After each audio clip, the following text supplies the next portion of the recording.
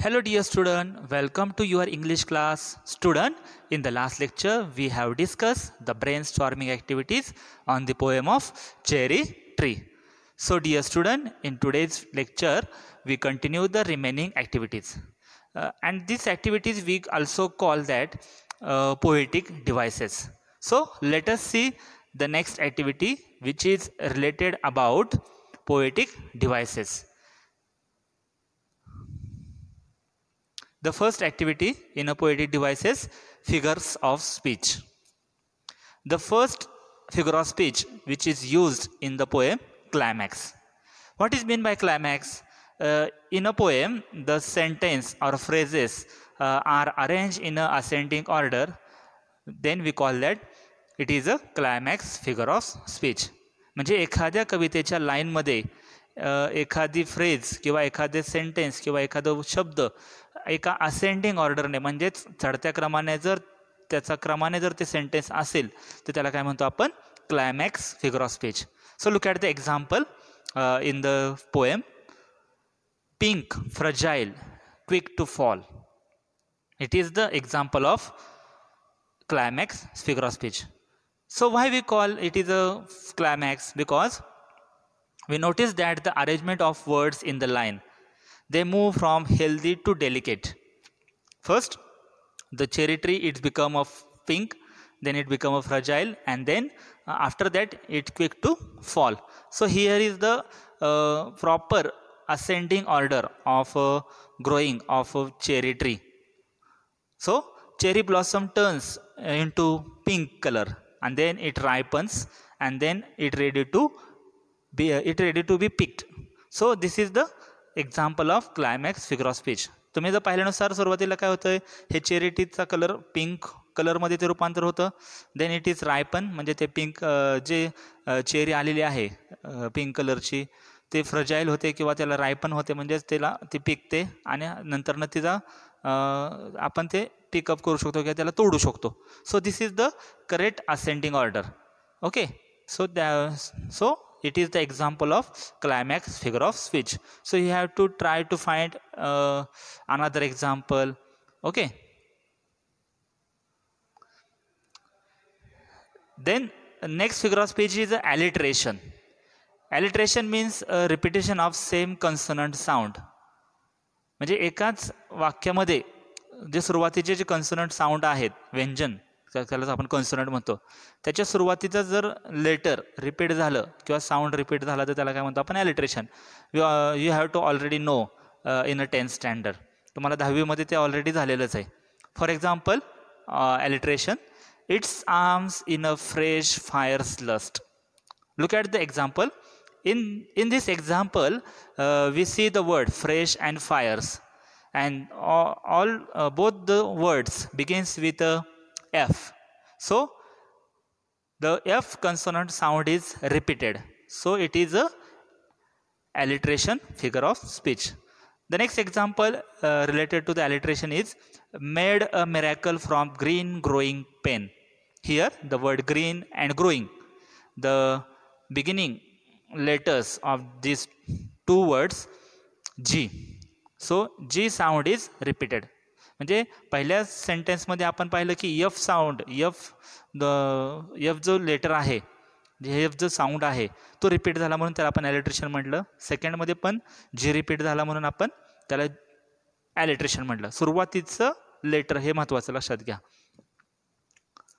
Then the next figure of speech अँटिथेसिस.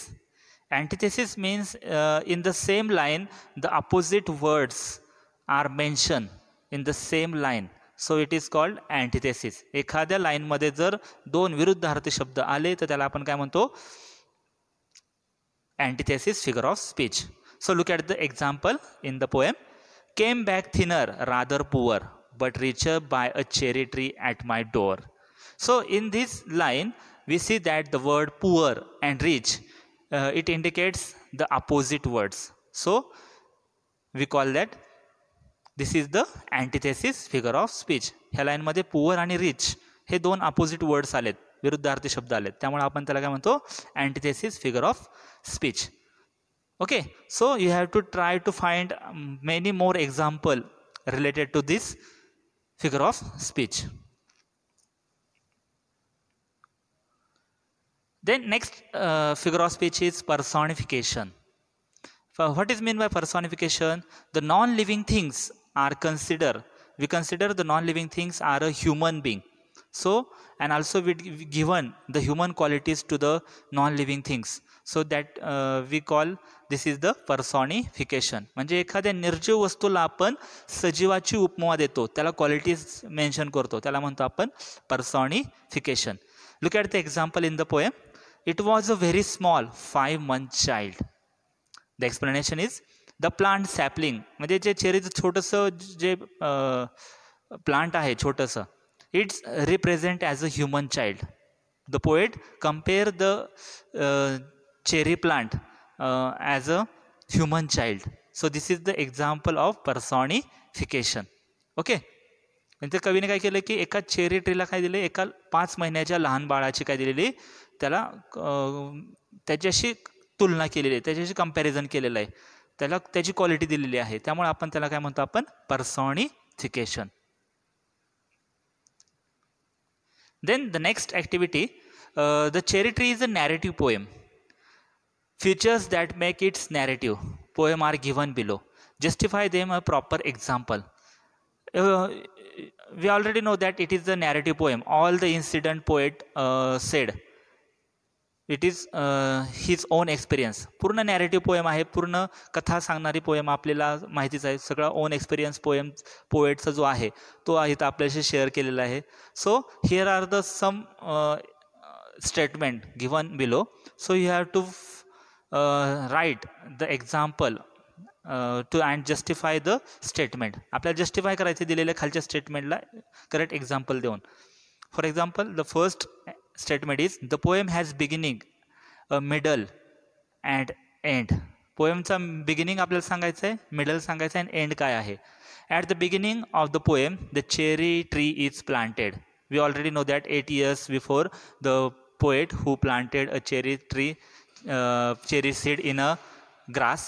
Okay, then it survives through different challenges, and in the last end of the poem it becomes 6 feet tall and it becomes so blossoms.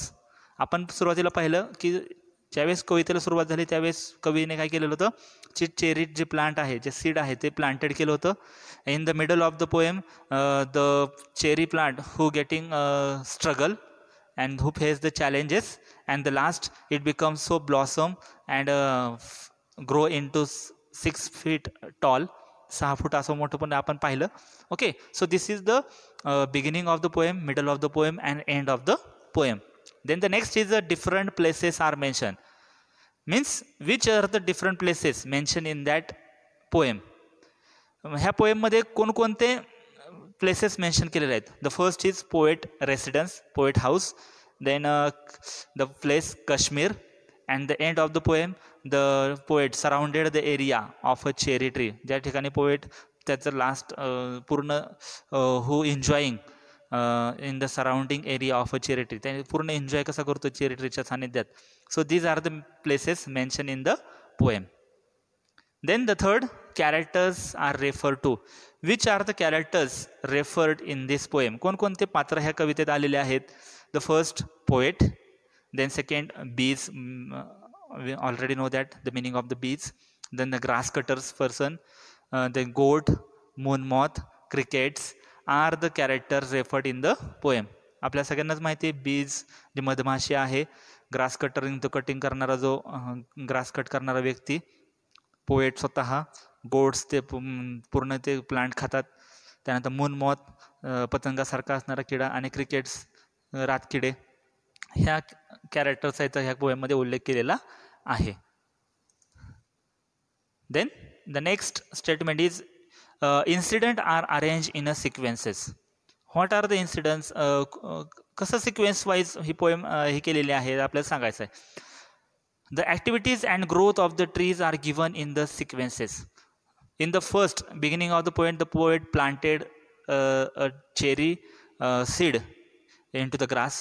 Then after some time, the cherry tree who getting growth and who getting so faces challenges and struggles, and then at the end of the poem the cherry tree it becomes 6 feet tall.